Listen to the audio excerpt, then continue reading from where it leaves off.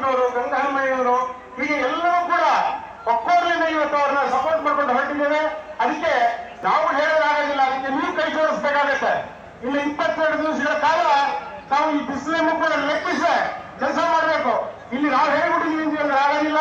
ಮನೆಗೆ ಹೋಗಿ ಕಾಂಗ್ರೆಸ್ನ ಎಲ್ಲ ಭರವಸೆಗಳನ್ನ ಈಡೇರಿಸಿರೋದನ್ನ ತಿಳಿಸಿ ಮುಂದೆ ಬರ್ತಕ್ಕಂಥ ಪ್ರಣಾಳಿಕೆಯಲ್ಲಿ ಇರತಕ್ಕಂಥ ಅಂಶಗಳನ್ನು ಕೂಡ ನಾವು ಈಡೇರಿಸ್ತೀವಿ ಅಂತ ಹೇಳಿ ಜನರಿಗೆ ಮನವಿ ಮಾಡಿ ಸನ್ಮಾನ್ಯ ಮುದ್ದಹನುಮೇಗೌಡರ ಗೆಲುವಿಗೆ ತಾವೆಲ್ಲ ಕಾರಣೀಭೂತರಾಗಬೇಕು.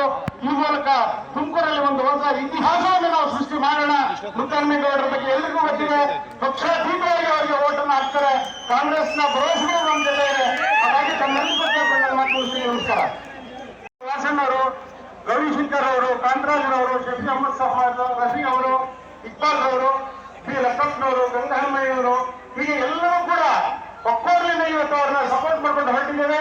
ಅದಕ್ಕೆ ನಾವು ಹೇಳೋದಾಗೋದಿಲ್ಲ, ಅದಕ್ಕೆ ನೀವು ಕೈ ಜೋಡಿಸಬೇಕಾಗತ್ತೆ.